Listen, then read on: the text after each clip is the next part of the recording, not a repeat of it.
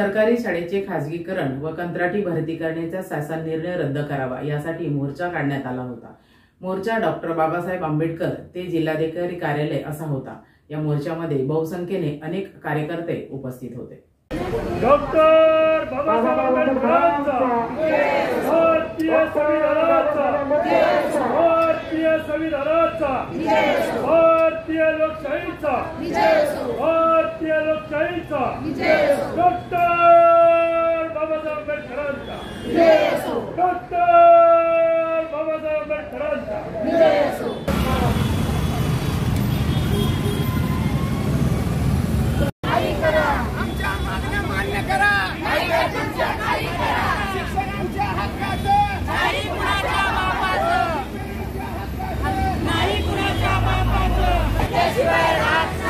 शिक्षण आमच्या हक्काचं नाही कुणाच्या बापाचं शिक्षण आमच्या हक्काचं नाही कुणाच्या बापाचं आमच्या मागण्या मान्य करा नाहीतर पुढच्या काही करा आमच्या मागण्या मान्य करा नाहीतर पुढच्या काही करा कोण म्हणता घेतल्याशिवाय राहत नाही कोण म्हणता देत नाही घेतल्याशिवाय राहत नाही शिक्षण आमच्या हक्काचं नाही कुणाच्या बापाचं शिक्षण आमच्या हक्काचं नाही कुणाच्या बापाचं खाली डोकं वर पाय जातीवादी सरकारचं करायचं काय खाली डोकं वर। हा मोर्चा गोरगरिबाच्या शिक्षणासाठी आहे।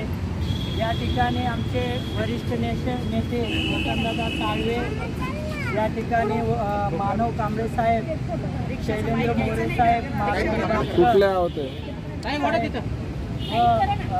भाई चव्हाण, या ठिकाणी सर्वच नेते मंडळी, महिलांमध्ये आमच्या अश्विनीताई कांबळे, या ठिकाणी वैशालीताई कांबळे, सुनीताताई आडसोळ, या ठिकाणी शासनाची भूमिका ही जातीवादी भूमिका आहे। कारण का मागासला समाज हा शिक्षणामध्ये अग्रेसर आहे, शिकून त्या ठिकाणी नोकऱ्यामध्ये आपली महत्वाची जागा बळकावतोय आणि समाजाचा एक विकास करण्याचा मार्ग तो अवलंबतोय। आणि विकासाच्या मार्गाने जात असताना समाजातलं दारिद्र्य असेल, मागासलेपणा असेल, अशिक्षितपणा असेल, जुने रूढी परंपरा असेल, या सर्वांना तिलांजली देऊन या ठिकाणी समाज एक लोकशाहीच्या मार्गाने, संविधानिक मार्गाने या ठिकाणी संघर्षाला रस्त्यावर उभा आहे। आणि या संघर्षातून शासनाला जा विचारतोय की तुम्ही या ठिकाणी चुकीचं करताय। ही चुकीचं करत असल्यानं जे बोट दाखवण्याचं काम मागासला समाज करत आहे, त्या समाजाला पुन्हा गेल्या 70-80 वर्षाचा असणारा मागासले विभाग त्या ठिकाणी घेऊन जाण्याचं काम हे सरकार करत आहे। सरकारला या मागासल्या समाजाचा विकासही नकोय, शिक्षणही नकोय, त्याची प्रगती नकोय।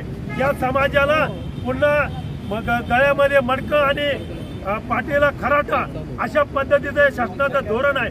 परंतु मी या ठिकाणी शासनाला ठणकावून सांगू इच्छितो की आता बाबासाहेबांच्या काळामध्ये कोणती साधन सामग्री यंत्रणा नसताना,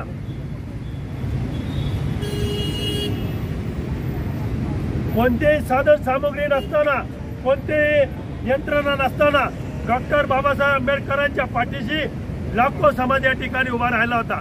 परंतु बाबासाहेबांच्या विचारांनी, इतिहासाने आणि त्यांच्या क्रांतिकारी इतिहासाने या ठिकाणी समाजातला प्रत्येक घरामध्ये माणूस शिकलेला आहे, नोकरीला आहे, स्वतःच्या पायावर आपलं जीवन जगत आहे।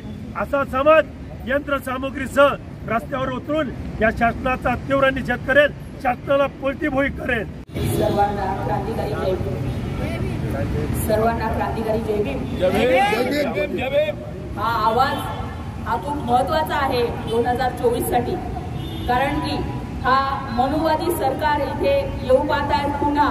आणि जर 2024 मध्ये इलेक्शन मध्ये भाजप सरकार आलं तर हे खाजगीकरण जे होत आहे, जे खाजगीकरण शिक्षणामध्ये घालत आहेत, त्यांचा मूळ जो अजेंडा आहे, जो फुले शाहू आंबेडकरी विचारधारेने निष्पन्न झालेला, निर्माण झालेला महाराष्ट्र आहे, पुरोगामी महाराष्ट्र आहे। आणि या महाराष्ट्रामध्ये पुणे जिल्ह्यामध्ये महात्मा ज्योतिराव फुले, क्रांतिज्योती सावित्रीबाई फुले यांनी पहिली मुलींची शाळा, बहुजनांची शाळा सुरू केली आणि शिक्षणाचे द्वार उघडे केले। आणि त्या शिक्षण घेतल्यानंतर आपण इथे सक्षम होऊन सत्तेमध्ये जाऊन, आपले ऍडमिनिस्ट्रेशन मध्ये, पॉलिसी मेकिंग मध्ये जाऊन आपण आपल्या समाजासाठी काहीतरी देणं लागतो, याकरिता आपण आपले जे प्रतिनिधी आहेत ते आपल्यासाठी काम करत असतात आणि आपण ह्या शिक्षण खाजगीकरण झाल्यानंतर आपल्या मुलांना शिक्षण मिळणार नाही. ज्या जिल्हा परिषद शाळा आहेत, ज्या मनपाच्या शाळा आहेत, ज्यांचं त्यांनी दत्तकीकरण चालू केलेलं आहे, या दत्तकीकरणामुळे असं होणार आहे की जे खेड्यापाड्यात शाळा आहेत, जिथे गाव तिथे शाळा ही संकल्पना जी राबवली होती, या शाळेची संकल्पना संपवण्याचा जो गट या मनुवादी सरकारने रचलेला आहे, साधारणपणे आपल्या महाराष्ट्रामध्ये 27,000 जिल्हे आहेत आणि त्याच्यामध्ये जिथे शिक्षणाचं खाजगीकरण लावलं त्याच ठिकाणी त्यांनी 18,000 दारूचे लायसन्स देण्याचा ठराव केला. मग या अनुषंगाने जर सामूहिक शाळा म्हणजे 2-3 गावांना मिळून जिथे 20 मुलांची पटसंख्या असेल अशा शाळा बंद करण्यात याव्यात आणि हे 2-3 गावं मिळून एकत्र एक शाळा उभी करण्यात यावी, त्याला सामूहिक शाळा असं म्हणतात. आणि त्या शाळेमध्ये आपली मुलं शिकायला जाणार, तिथे शाळेला शिकायला येण्यासाठी भत्ता तर सरकार देणार, पण त्यांच्या गावापासून त्या शाळेपर्यंत जाण्याची सोयच मुळात त्या गावांमध्ये नाहीये. तर अशी मुलं या गावामध्ये गावाच्या बाहेर 2-3-4 गावांमध्ये एकत्र मिळून शिक्षणासाठी कशा जाणार. आणि त्याहूनही शाहू महाराजांनी जे मुलींच्या शिक्षणाची संख्या वाढावी म्हणून त्यांना शाळा भत्ता सुरू केला होता. तर या मुलींना आज बहुजनाच्या मुलींवरती एवढा अन्याय अत्याचार घडत आहे की आपले आई वडील त्या मुलींना खरंच दुसऱ्या गावामध्ये शिक्षणासाठी पाठवू शकतील का, त्यांचं धाडस होईल का, हा प्रश्न निर्माण होतो. त्याच ठिकाणी जर 3-4 गावं मिळून एक शाळा निर्माण करत आहेत, त्याच ठिकाणी 1.5 गावांमध्ये एक दारूचं दुकान देत आहेत. म्हणजे शिक्षण हे आपलं मूलभूत गरज आहे, मूलभूत अधिकार आहे जो आपल्याला संविधानाने दिलेला आहे, ते आपल्याला घेण्यासाठी फार लांब जावं लागेल. आणि जी दारू ही मूलभूत गरजही नाहीये आणि मूलभूत संविधानिक अधिकारही नाहीये, ही प्रत्येक माणसापर्यंत पोहोचून मनुवादी सरकारला आपल्याला या शिक्षणापासून वंचित ठेवायचं आहे, आपल्या सुशिक्षित पिढी घडवायची नाहीये. याकरिता हे शाळेचं खाजगीकरण चाललेलं आहे. आणि त्याचप्रमाणे मी क्रांतीज्योती सावित्रीबाई फुले समता मंच, the Buddhist society of India आणि सतीश भाऊ गायकवाड यांनी जो इथे आयोजक केलेला आहे, सतीश भाऊ गायकवाडांना मी खरंच धन्यवाद करते, वंदन करते. आणि आज धम्मचक्र प्रवर्तनाच्या अनुषंगाने आज आमचा हा शैक्षणिक आणि अनेक सामाजिक अधिकारासाठी जो हा मोर्चा आंदोलन आम्ही आज इथे उभारला आहे, त्या मोर्चा आंदोलन आमच्या सर्व समाजातील सर्व सन्माननीय मान्यवर उपस्थिती आणि या मोर्चाला आलेले सर्व पत्रकार, माझे बंधू भगिनी, उपासिका उपासक, सर्वांना मैत्रीपूर्ण जय भीम. आज आपण पाहतोय हा मोर्चा शैक्षणिक दृष्टिकोनातून आणि अनेक आमच्या मागण्यांसाठी आम्ही त्या नियोजित केलेला आहे. सांगायचं असं तात्पर्य आहे की आमच्या ज्या महापुरुषांनी आमच्यासाठी या भारताच्या इतिहासामध्ये 108 वर्षाचा संघर्ष केला आम्हाला न्याय हक्क देण्यासाठी, मग तो शैक्षणिक अधिकार असेल, सामाजिक असेल किंवा धार्मिक असेल, आज त्या अधिकारावर जातीवादी सरकार हातोडा मारायचं काम करत आहे. या सरकारला वाटत आहे तर शिक्षण हा समाज शिकला नाही तर आर्थिकदृष्ट्या मागासलेला राहील आणि आर्थिकदृष्ट्या मागासलेला राहिला तर हा कर्मकांडामध्ये रुजला. मनुष्याने या जातीवादी सरकारला ज्या बाबासाहेबांची एलर्जी आहे, ज्या आमच्या महापुरुषांची एलर्जी आहे, त्या समाजाला वाटत आहे की बहुजन समाजाने शिकू नये, नोकरी करू नये. जर आम्ही नोकरी केली तर आमच्या नोकरीचं आता काय केलं जात आहे, खाजगीकरण केलं जात आहे. पण मला या सरकारला सांगावं वाटतं, आता आम्हाला नेते आणि खासदार आमदार पण कंत्राटी बेसवर काय म्हणतात ते कॉन्ट्रॅक्ट बेसवर आम्हाला आता भरती केलेले पाहिजेत असे आमचं समाजाचंही मत आहे. जर तुम्ही आमच्या अधिकार हातोडा मारत असाल आणि आमच्या बहुजनाच्या शिक्षणावर किंवा नोकऱ्यावर तुम्ही अधिकारावर जर तुम्ही तुमच्या विचाराची पायमल्ली करत असाल तर तुम्हाला संपवणारे सुद्धा आम्हीच आहोत, तुम्हाला इलेक्शन मध्ये निवडून देणारे आम्हीच आहोत. ही जनता तुम्हाला कुठे तुम्हाला भागात पडेल ते सांगता येणार नाही. आज एवढं बोलून मी इथेच थांबते. जय भीम, सर्वांना क्रांतिकारी, सर्वांना नमो बुद्धाय, जय संविधान. आदर्शाचा वंदन आणि जय भीम. खऱ्या अर्थाने हे सगळं बघत असताना शेवटच्या माणसांपर्यंत किंवा शेवटच्या मुलापर्यंत हे सगळं कुटुंब आमचं जे आहे ते जगता मरत आहे, मरता जगत आहे. स्वातंत्र्याचा अमृतमहोत्सव साजरा केला आणि सुवर्ण महोत्सवाकडे वाटचाल आहे, परंतु अजून आम्हाला स्वातंत्र्यच मिळालेलं नाही. आमच्या बापाने जे आरक्षण दिलं संविधानाच्या माध्यमातून आणि त्या सगळ्यांनाच आता आरक्षण ज्यावेळी त्यांना द्यायचं होतं त्यावेळेस त्यांना नको वाटलं होतं, ज्यावेळेस देत होते तेव्हा, आणि आता सगळे रडून आरक्षण मागतायत. पण इथं कंत्राटीकरण सुरू झालेलं आहे आणि जेव्हा कंत्राटीकरण सुरू झाले तिथं आरक्षणाचा मुद्दाच संपुष्टात आलेला आहे. अजूनपर्यंत शेवटच्या मुलापर्यंत, शेवटच्या ग्रामीण भागातल्या शेवटच्या गावापर्यंत हे शिक्षण पोहोचलेलं नाहीये आणि ही पिढी शिक्षणात नाहीये. लोक पाण्यातून, नदीच्या ओढ्यातून, एवढ्या ह्याच्यातून मुलांना खांद्यावर मुलांना घेऊन जातात आणि जेव्हा कुठं शिक्षण दिलं जाते अजून त्यांची पहिली पिढी सुद्धा ह्या प्रवाहात नाही. आणि तोपर्यंत इथं आरक्षण आणि शिक्षणाचं जर बाजारीकरण केलं, शिक्षणाचं खाजगीकरण केल्यानंतर ते आमचे जे आहेत आमचे लोक ते खाजगीकरणाचं जेवढे ते डोनेशन भरू शकणार नाहीत, शाळेच्या फिया भरू शकणार नाहीत. म्हणजे तिथे आमचं जे शोषण चाललेलं होतं आतापर्यंत आणि एवढंच हे शोषणच आहे, परंतु या शोषणाची पद्धत वेगळी आहे आणि म्हणूनसाठी आम्ही या सरकारला जाग आणण्यासाठी आजचं हे आंदोलन छेडलेलं आहे. मी माझ्या समाज बांधवांना सगळ्यांना आवाहन करते की सगळ्यांनी सहभागी व्हायचंय. सरकारी शाळांचं खाजगीकरण आणि कंत्राटी भरती करण्याच्या विरोधात हा रिपब्लिकन पार्टी ऑफ इंडिया आहे. आमचे मित्र सतीश भाऊ गायकवाड यांनी यांचं आयोजन केलं. खरोखर या मोर्चाचं नेतृत्व करत असताना मागासवर्गीय जातीमध्ये जवळजवळ 59 जाती, त्याच्यापैकी निळ्या झेंड्याच्या नेतृत्वाखाली सगळ्यात पुढे म्हणून बौद्ध समाज, महार समाज जे आग्रही असतो, हे सर्व जातींना त्यांची गरज नसल्यासारखं वागतात. माझी विनंती आहे सर्वांना, याचा फायदा काय हा एक जातीसाठी मिळणार नाही. त्या सर्व जातींनी सर्व एकत्र येऊन या पुढच्या या लढ्याला सगळ्यांनी सामोरे गेलं पाहिजे. आत्ताच एका वक्त्याने बोललं की एसीच्या गाडीमध्ये डॉक्टर बाबांना विचारांनी किंवा बाबासाहेबांनी दिलेल्या आरक्षणावर ज्यांनी नोकरी केली त्यांना त्या खालच्या समाजाचं किंवा आपल्या पाठीमागच्या बांधवाचं काहीच देणं गेलं नाही. असाच एक काल परवा कार्यक्रम घेतला. विशाल लोंढे म्हणून सहाय्यक आयुक्त शिक्षण मंडळामध्ये त्यांनी त्याच्या ऑफिसच्या समोरच लिहून ठेवलेलं आहे की कुणालाही या दरवाजामधून एंट्री करायला बंदी नाही. असे जर समाजाचे ऑफिसर किंवा समाजाचं नेतृत्व करणारे, प्रशासकीय सेवेमध्ये काम करणारे जर आपले कार्यकर्ते असतील तर समाजाचं कुठेतरी उदारीकरण होईल. सर्वांना क्रांतिकारी देवी आज रिपब्लिकन पार्टी ऑफ इंडिया यांच्या वतीने जो मोर्चा काढण्यात आलेला आहे त्याला शिवनाथ शिंदेच्या तरी माझा जाहीर पाठिंबा आहे. कालच बातमी बघितली की त्याच्यामध्ये मुंबईमध्ये 3000 कंत्राटी कामगार पद्धतीने पोलीस भरती करण्यात आलेली आहे. मुंबई असं शहर आहे, त्या शहरामध्ये बरेचसे असे अवैध आणि गुन्हेगारी, दहशतवादी अशा प्रकारे कृत्य घडत असतात. मुंबईसारख्या भागामध्ये कंत्राटी पद्धतीने 3000 पोलीस भरती करणे हा जो पोलीस भरती करत आहे, जो सरकारी भरतीसाठी सातत्याने प्रयत्न करत आहे, त्यांच्यावर होणारा अन्याय आहे याचा आम्ही निषेध करतो. एकीकडे हे सरकार येऊन काय म्हणतो, सरकार सर्वसामान्य लोकांचं आहे, पण दुसरीकडे हे सर्वसामान्यांच्या प्रश्नावर घालेलं हुकुमशाही पद्धतीने लढत आहे. मुंबई हे असं शहर आहे तिथं नाही का दहशती असे कितीतरी हमले झालेले. आम्ही कशामुळे कॉन्ट्रॅक्ट पद्धतीने पोलीस भरती केल्यात याच्यावर आम्ही विश्वास ठेवावा. जर तुम्हाला जर खरंच पोलीस भरती जर करायची असेल, जर तुम्हाला जर तिथं लोकसंख्यामध्ये जर कमी पडत असेल तर एकीकडे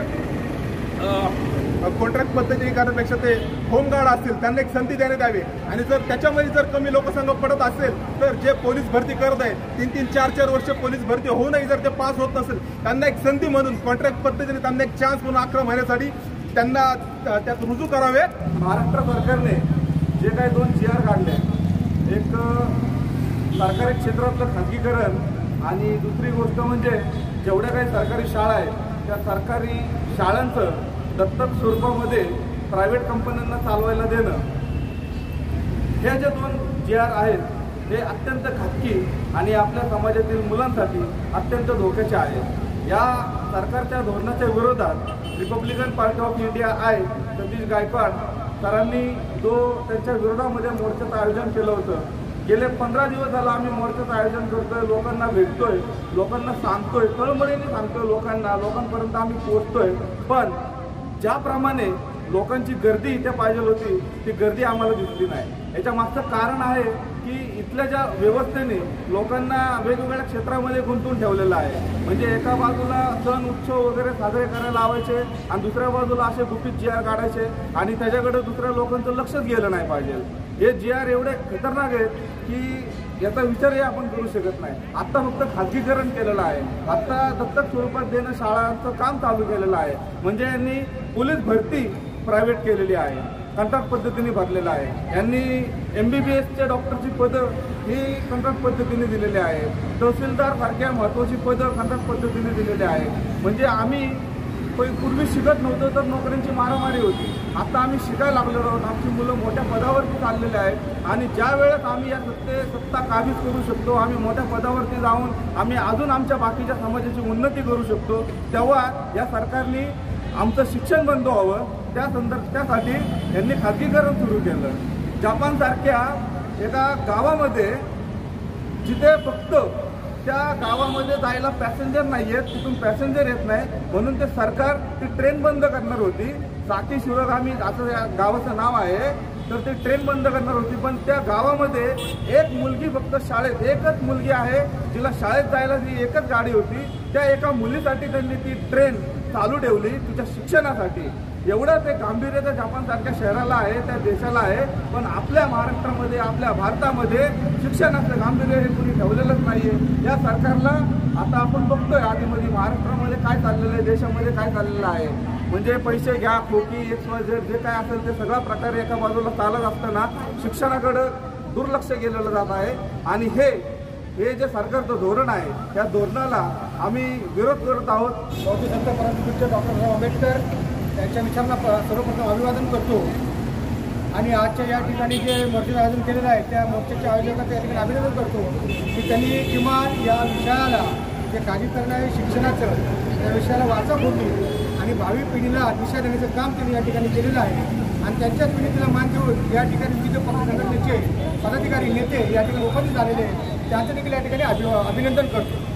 प्रामुख्याने हा जो विषय आहे सर्वसामान्यपर्यंत पोहोचणं खूप गरजेचं आहे. कारण सर्वसामान्यांना हा विषय अजून माहिती नाही आहे आणि ज्यांना माहिती आहे ते सर्व पदाधिकारी, विविध पक्षांचे पदाधिकारी नेते आहेत आणि ते लोक या ठिकाणी उपस्थित आहेत. आणि अशा मोर्चांमध्ये मी या मोर्चाच्या माध्यमातून या ठिकाणी आवाहन करतो की जे काही शिक्षण घेणारे विद्यार्थी आहेत, PhD करणारे विद्यार्थी आहेत, जे शिक्षण क्षेत्रामध्ये प्राध्यापक जे आहेत त्यांनी, शिक्षणाचे शिक्षक यांनी खरं तर या अशा विषयाला हात घालून या विषयाला न्याय देण्यासाठी प्रयत्न केले पाहिजेत. महापुरुषांना, युगपुरुषांना, क्रांतिकारकांना अभिवादन करून सर्वप्रथम या ठिकाणी आज जो काय धम्मचक्र परिवर्तन हा पवित्र दिन आहे त्या निमित्तानं मी आपल्या सर्वांना मनापासून शुभेच्छा व्यक्त करतो. दुसरं, या ठिकाणी जे काय आमचे मित्र गायकवाड साहेब आहेत किंवा त्यांचे सहकारी आहेत त्याच पद्धतीने अगदी चव्हाण साहेब असतील, दादा साळवे असतील, मानव कांबळे असतील आणि सर्वच प्रमुख नेते आहेत. या अत्यंत महत्त्वाच्या आणि संवेदनशील विषयावरती वाचा फोडण्याच्या संदर्भात पुणे जिल्हाधिकारी कार्यालयावरती हा जो काही मोर्चा काढलेला आहे त्याबद्दल संयोजकाचे मी मनापासून अभिनंदन करतो, कौतुक करतो. खरं तर आज धम्मचक्र परिवर्तन दिन आहे. ईश्वररत्न डॉक्टर बाबासाहेब आंबेडकर यांनी जे काय आपल्या बहुजन समाजासाठी सर्व जाती धर्माच्या लोकांच्या न्याय हक्काकरता जे संविधान आपल्याला प्रदान केलेलं आहे आणि त्यामध्ये जो काही सन्मानाने जगण्याचा आपला अधिकार आहे, आपल्या मुलांना चांगलं शिक्षण मिळण्याचा जो अधिकार आहे तो बाबासाहेबांनी आपल्याला बहुजन समाजाला दिला. आणि म्हणून त्याची प्रगती थोडीशी होते अशा दिसत असताना मनुवादी वृत्तीच्या सरकारच्या माध्यमातून शाळांचं खाजगीकरण करायचं, त्या दत्तक योजनेच्या माध्यमातून दारूवाले असतील, मटक्यावाले असतील, 2 नंबरवाले असतील, गुटख्यावाले असतील अशा लोकांना त्या शाळा दत्तक योजनेत द्यायच्या आणि संपूर्ण बहुजन समाजाच्या मुलांच्या शिक्षणापासून त्यांना वंचित करायचं अशा प्रकारचं मोठं षडयंत्र सरकारच्या माध्यमातून बाह्य ठिकाणी राबवलेलं आहे. अग्निवीरच्या माध्यमातून फौजेमध्ये जवानांना कंत्राटी पद्धतीने 5 वर्षाच्या करारनाम्यावर घ्यायचं किंवा पोलिसांची कंत्राटी पद्धतीने भरती करायची. अशा प्रकारे शासकीय निमशासकीय जे काही सरकारी संस्था आहेत त्यामधल्या सर्व लोकांच्या भरत्या कंत्राटी पद्धतीने करायच्या अशा प्रकारचं धोरण महाराष्ट्र शासनाच्या सगळे मुख्यमंत्री आणि मंत्रिमंडळातल्या लोकांनी राबवायची सुरुवात केलेलं आहे. ॲडव्होकेट सतीश गायकवाड त्यांचे सर्व सहकारी आदरणीय वसंतराव साळवे, बाई चव्हाण, आरती भापकर आणि भावानंदबाई, अतिशय महत्त्वाच्या या विषयावर समाजामध्ये ज्या पद्धतीची जागृती असायला पाहिजे नाही हे स्पष्टपणे दिसत आहे. आणि आरक्षण रद्द करणं किंवा शिक्षणाचं, आरोग्याचं, सगळ्याच गोष्टींचं खालीकरण करणं हे आत्ताच सुरू झालं अशाचा भाग. ज्यांना असं म्हटलं जातं की या देशातले आदर्श प्रधानमंत्री आहेत असं म्हटलं जातं, ते अटल बिहारी वाजपेयी ज्यावेळेला पहिल्यांदा सत्तेवर आले त्यावेळेला पहिल्यांदा त्यांनी खाजगी शिक्षण संस्थांच्या फीवरचं नियंत्रण जे सरकारकडे होतं ते काढून टाकण्याचा कायदा केला आणि मग इथल्या खाजगी शिक्षण संचालकांना मनमानी पद्धतीनं शुल्क आकारण्याचा परवाना देऊन टाकला आणि तेव्हापासून बहुजनांची मुलं शिकण्यापासून परावृत्त व्हायला लागली किंवा त्यांची संधी कमी होत गेली. आणि त्याच वेळेला अटल बिहारी वाजपेयी यांनी भारतीय संविधानाचा पुनर्विचार करण्यासाठी किंवा पुनर्लेखन करण्यासाठी एका समितीचं गठन केलं होतं. त्यांचा उद्देशच मुळात असा आहे, जे संघाच्या नेतृत्वाखाली चालणारं जे सरकार आहे त्यांचा उद्देश मुळात असा आहे की या देशातली ही जी स्वातंत्र्य, समता, सामाजिक न्यायावर आधारित असलेली भारतीय संविधान आहे ते संविधान या लोकांना मान्य नाही आणि त्या व्यवस्थेचा आधार घेऊन ज्या बहुजन समाजाचा विकास होतोय तो विकास यांना मान्य नाही. या ठिकाणी चातुर्वर्ण व्यवस्था प्रस्थापित करायची आहे. या ठिकाणी पुन्हा एकदा नव्यानं त्यांनी 3000 वर्षांपासून केवळ एकट्यानेच त्यांनी आरक्षण या ठिकाणी भोगलं किंवा मिळवलं. त्यांनाच पुन्हा सगळ्या प्रकारच्या संधी उपलब्ध करून देणं आणि त्यांच्या अधिकारावर गेल्या अनेक वर्षांपासून जे या सरकारने जे धोरण स्वीकारलं अगोदरच्या सरकारांनी सर्व बहुजन समाजाच्या लोकांना शिक्षण मिळावं, त्यांना नोकऱ्या मिळाव्यात त्यासाठी म्हणून ज्या आरक्षणाची किंवा सरकारी शाळांची व्यवस्था निर्माण केली ती मोडीत काढण्यासाठी म्हणून त्यांनी हा जो प्रयत्न केलेला आहे तो आपण पाहिला पाहिजे. त्याचा निषेध आपण या ठिकाणी करतो. भावांनो बहिणींनो, मी या ठिकाणी एवढं सांगतो की ज्या पद्धतीनं 1 लाख नोकऱ्या आता महाराष्ट्र सरकारमध्ये आता भरायच्या आहेत, त्या शिल्लक आहेत, जागा रिकाम्या आहेत, परंतु त्याची भरती आता कंत्राटी पद्धतीने होणार आहे. कालचा जो आदेश आपण पाहिला या ठिकाणी अनेक माझ्या सहकार्याने सांगितलं की पोलिसांची भरती सुद्धा आता कंत्राटी पद्धतीनं 11 महिन्याच्या कालावधीसाठी केली जाते. ज्या पोलिसांच्याकडनं कायदा आणि सुव्यवस्था राखण्याची त्यांच्यावर जबाबदारी असते, अतिशय महत्वाची गुप्ततेची कारवाई करण्याचं काम त्यांच्याकडे असतं, तेच लोक जर कंत्राटी पद्धतीने भरले गेले तर या ठिकाणची कायदा आणि सुव्यवस्था, या ठिकाणी सर्वसामान्य लोकांच्यावर होणाऱ्या अन्यायाला न्याय देण्याचं काम ही मंडळी करतील का 11 महिन्याच्या कालावधीमध्ये? ते करणार नाही. अगदी या ठिकाणी कलेक्टर मला माहिती आहे, पण डेप्युटी कलेक्टर पासून ते क्लास 4 पर्यंत शिपायापर्यंत भरती कंत्राटी पद्धतीने होणार आहे. मध्यंतरी आपण धुळे नगरपालिकेत धुळे जिल्ह्याच्या जिल्हाधिकाऱ्यांचा आदेश पाहिला की तहसीलदाराची नियुक्ती सुद्धा कंत्राटी पद्धतीने करणार आहे. महसूल खात्यामध्ये किंवा या सगळ्या सरकारी खात्यांमध्ये जर कंत्राटी पद्धतीनं अधिकारी भरले, त्यांना 11 महिन्याचं किंवा वर्षाचं, 2 वर्षाचं, 3 वर्षाचं कॉन्ट्रॅक्ट देऊन जर भरती केली तर ही मंडळी कुठल्या पद्धतीनं लोकांना न्याय द्यायचं काम करतील याचाही विचार केला गेला पाहिजे. ज्या खरं तर सरकारी नोकर म्हणजे शासनाची धोरणं अंमलबजावणी करणारं एक यंत्रणा म्हणून त्यांच्याकडे पाहिलं जातं आणि मग ती यंत्रणा कधी उभी राहील तर ज्या वेळेला या सगळ्या नोकरीवर आलेल्या लोकांना त्यांच्या नोकरीची त्या ठिकाणी शाश्वती लाभेल त्यावेळेला ही मंडळी काहीतरी काम करतील. आतापर्यंत ते भ्रष्टाचार केला असला तरी त्यांना सरकार काहीतरी कारवाई करेल, आपली नोकरी जाऊ शकते, आपली पेन्शन बंद होऊ शकते अशा पद्धतीची भीती असते म्हणून ते चांगलं काम तरी थोडंफार करतात. पण ते सुद्धा आता कॉन्ट्रॅक्ट पद्धतीने काम करून या ठिकाणी निर्माण झालं तर या ठिकाणी तशा पद्धतीचं काम होणार नाही. सगळीकडे केवळ आणि केवळ भ्रष्टाचार आणि केवळ अन्याय अत्याचाराची एक मोहीम मोठी या ठिकाणी या सरकारी अधिकाऱ्यांच्याकडनं कंत्राटी पद्धतीने जे भरले जातील त्यांच्याकडनं राबवली जाईल हे आपण लक्षात घ्या. रमेश बैस नावाचे राज्यपाल ते काल नाशिकमध्ये बोलताना असे म्हणले का कुठल्या तरी शिक्षण आले होते, ते म्हणले जर शिक्षण खात्यामध्ये जर कंत्राटी पद्धतीनं भरती केली जात असेल तर मग या ज्या पेपर फूट होते किंवा आणखी काय भ्रष्टाचार होतो त्याच्यामध्ये ती रोखणार कशी हे राज्यपालाला कळतंय, तो शासनाच्या अधिकाऱ्यांच्या समोर म्हणतोय. अशा पद्धतीने ज्यावेळेला तो सांगतो त्यावेळेला आपण हे समजून घेतलं पाहिजे की सगळी व्यवस्था मोडीत काढण्यासाठी म्हणून ही यंत्रणा किंवा दिल्लीमधलं मोदी सरकार आणि इथलं शिंदे फडणवीस पवार सरकार हे काम करत आहे. आणि तसं भास्करांनी सांगितलं की ज्या 9 कंपन्या ठेकेदारी कंपन्यांनी नियुक्ती केलेल्या गेल्या त्या सगळ्यांमध्ये इथल्या मंत्र्यांचे, इथल्या मुख्यमंत्र्यांचे या सगळ्यांच्या त्याच्यामध्ये पार्टनरशिप आहे आणि हे अतिशय धोकादायक आहे. या लोकांना सर्वसामान्य लोकांच्या हिताचं काही पडलेलं नाही, केवळ आपली घरं भरणं हाच त्यांचा उद्देश आहे आणि त्याच्यासाठी लोकांच्या आयुष्याची माती झाली तरी चालेल अशा पद्धतीच्या उद्देशाने ही मंडळी काम करतात. डॉक्टर बाबासाहेब आंबेडकरांनी जे आम्हाला संविधान दिलं आणि त्या संविधानाच्या अधिकारी संविधानाच्या तरतुदीनुसार सर्वांना शिक्षण मोफत शिक्षण वयाच्या 14 वर्षावर मिळालं पाहिजे अशा पद्धतीचं त्या ठिकाणी मूलभूत अधिकारामध्ये आमचं शिक्षण घातलं असताना तेच शिक्षण जर खाजगी होणार असेल, त्या शिक्षण संस्थांवर जर या ठिकाणी खाजगी मालक त्या ठिकाणी जर कब्जा करणार असतील तर त्या ठिकाणी त्यांच्या मोठ्या इमारती उभी राहतील, त्यांचं शिक्षणाचं उदात्तीकरण करण्याच्या नावाखाली त्या ठिकाणी खर्च केला जाईल आणि त्या खर्चाची वसुली लोकांच्याकडनं, सामान्य लोकांच्याकडनं फी मध्ये वसूल केली जाईल आणि आमची लोक महापालिका शाळेमध्ये शिकतात, आमची मुलं जिल्हा परिषद शाळेमध्ये शिकतात, आमची मुलं सरकारी शाळांमध्ये शिकतात, सरकारी दवाखान्यामध्ये उपचार घेतात. ते जर महाग झालं तर शिकू पण नका आणि आजार झाला तर तुम्ही जगू पण नका, अशा पद्धतीची व्यवस्था या ठिकाणी निर्माण होऊ पाहते आहे. त्याला आपण विरोध केला पाहिजे. सुरुवात इथं सतीश गायकवाड त्यांच्या सहकार्याने केलेली आहे आणि त्याचा म्हणजे गेल्या महिनाभरामध्ये जो प्रचार सतीश गायकवाडनी केला त्याचा फायदा घेऊन अनेक संघटनांनी या विषयावर मोर्चे काढले, परंतु याचं श्रेय जर जात असेल कुणाला या खाजगीकरणाच्या विरोधामध्ये लढे निर्माण करण्याला तर सतीश गायकवाड त्यांच्या सहकार्य जातं हे आपण मान्य केलं पाहिजे. ते मान्य केलं त्यांना मला माहित नाही, परंतु याच्यामध्ये आंबेडकरी विचाराचा कार्यकर्ता पुढे येतो. कुणावर अन्याय होऊ द्या, जसं आंबेडकरांनी सांगितलं मराठा आरक्षणाच्या संदर्भामध्ये मराठा आरक्षणाला मराठ्यांना सुद्धा आरक्षण मिळावं, गरीब मराठ्यांना आरक्षण मिळावं या मागणीसाठी सुद्धा डॉक्टर बाबासाहेब आंबेडकरांचा आम्ही पुढे असतो. ओबीसीच्या आरक्षणासाठी पुढे असतो, धनगरांच्या आरक्षणासाठी पुढे असतो. तो सगळ्या लोकांना आरक्षण मिळावं आणि सगळ्यांना समान संधी मिळावी यासाठी म्हणून तो आग्रही असतो. परंतु ज्यावेळेला बाबासाहेबांनी दिलेले अधिकार आमचे यावेळेला नष्ट करण्याचा प्रयत्न केले जातात त्यावेळेला मात्र त्या अधिकार प्रस्थापित करण्यासाठी हा बहुजन समाज पुन्हा एकत्र यायला मागत नाही.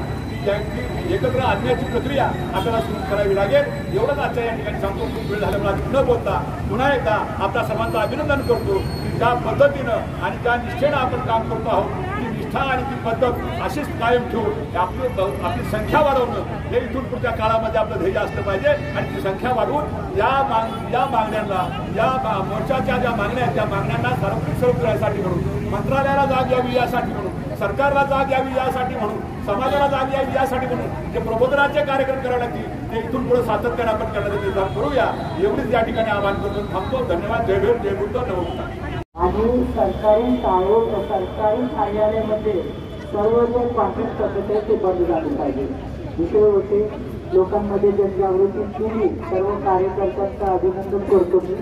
आणि पुढे जो मोर्चा जे ठरवणार आहोत आपण तर त्या मोर्चाची मोठ्या प्रमाणात बैठक घेऊन विशाल असा मोर्चा आपण काढूया. सर्वांनी आले, सर्व कार्यकर्त्यांचा आभार या ठिकाणी येतो. संपूर्ण जय भीम. 65,000 शाळा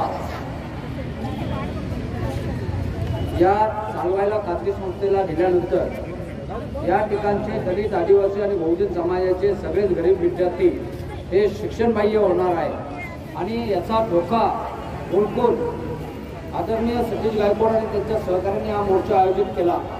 त्यांनी त्यांच्या परीनं या मोर्चासाठी सर्वच कार्यकर्त्यांना, सर्वच पक्षातल्या आणि नेते आणि कार्यकर्त्यांची त्यांनी भेटीगाठी घेतली. मोर्चा सामील होण्याचं विनंती केली. त्यांच्या विनंतीला मान्य घेऊन बऱ्याचशा पक्ष संघटनेच्या सर्व आदरणीय कार्यकर्ते आणि नेत्यांनी या मोर्चामध्ये सहभागी झाले. या मोर्चासाठी ज्यांनी सर्व कार्यकर्त्यांनी जी काही मेहनत घेतली त्यांनी त्यांच्या परीने त्यांच्यासाठी सर्वोत्तम मेहनत घेतली आणि त्यामुळं हा मोर्चा हा यशस्वी झाला. कुणाला जर हा मोर्चा कमी आहे असं वाटत असेल तर हा मोर्चा हा 200च्या पर्यंतच आणायचा असं आमचं मोर्चा काढण्यापूर्वी ठरलं होतं आणि काल रात्री 1:30 वाजता ज्यावेळेस त्यांनी मला सांगितलं त्यावेळेस म्हटलं ठीक आहे 200-250 लोक या ठिकाणी येणार आहे. तर या मोर्चाचा हेतू फक्त हा होता की या प्रश्नाची उत्तर आणि या प्रश्नाची सोडवणूक होण्यासाठी एक विचार मंथन जनतेमध्ये चालू झालं पाहिजे आणि जनतेमध्ये हा मेसेज गेला पाहिजे की शाळांच्या खाजगीकरणाचा जो मुद्दा आहे किंवा शाळा चालवायचा जो मुद्दा आहे त्याचे आपल्या मुलावर, आपल्या घरावर काय परिणाम होणार आहे हे आपल्या लोकांना समजून सांगण्यासाठी काहीतरी निमित्त लागतं आणि हा निमित्त म्हणून आजच्या दिवसाच्या औचित्य म्हणून हा मोर्चा आपण आयोजित केला होता. मोर्चासाठी सर्वांनीच प्रामाणिकपणे प्रयत्न केले, मेहनत घेतली. त्यांच्या परीनं त्यांच्या ऐपतीप्रमाणे त्यांनी लोकांपर्यंत पोहोचवायचा प्रयत्न केला आणि त्यामुळे हा मोर्चा यशस्वी झाला. कुठेही मोर्चाला म्हणजे आपल्या टार्गेटच्या पेक्षा कमी हा काही प्रतिसाद भेटला नाही.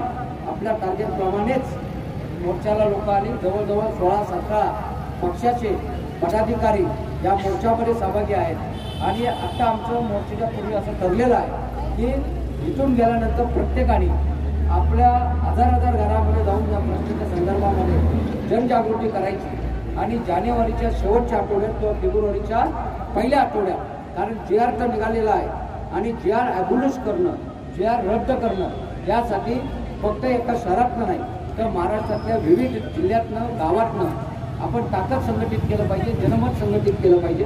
जसा आज पुण्यामध्ये मोर्चा होतो तसा जानेवारीपर्यंत या प्रकारचे जनजागृती मोर्चे, म्हणजे हा काही एल्गार मोर्चा नाही किंवा काही शासनाला दाब विचारणारा मोर्चा नाही, हा मोर्चा आपल्या सुप्त मनाला एक प्रश्न विचारणारा मोर्चा आहे. आणि अशा प्रकारचे जनजागृती मोर्चे आधी संपूर्ण महाराष्ट्रात होतील आणि त्याच्यानंतर संपूर्ण महाराष्ट्रातल्या लोकांना बरोबर घेऊन आपण आंदोलनाची दिशा ठरवू. पण पुणे शहरामध्ये आणि पिंपरी चिंचवड आणि जिल्ह्यामध्ये आपण जानेवारीच्या शेवटच्या आठवड्यात किंवा फेब्रुवारीच्या पहिल्या आठवड्यात सर्वच आदरणीय नेते आणि कार्यकर्ते आणि मंडळाचे पदाधिकारी, महिला मंडळाचे पदाधिकारी, सर्व महिला बचत गट यांना बरोबर घेऊन आपण एक मोठी सभा या प्रश्नावर आयोजित करण्याचा प्रयत्न करणार आहे. आणि त्या सभेमध्ये जो एकत्रित जो विचार विनिमय करून निर्णय होईल त्या निर्णयानुसार आपलं पुढचं आंदोलन चालेल. या मोर्चामध्ये सर्वच जण सहभागी झाले, त्या सर्वांचेच मी मनपूर्वक आभार मानतो.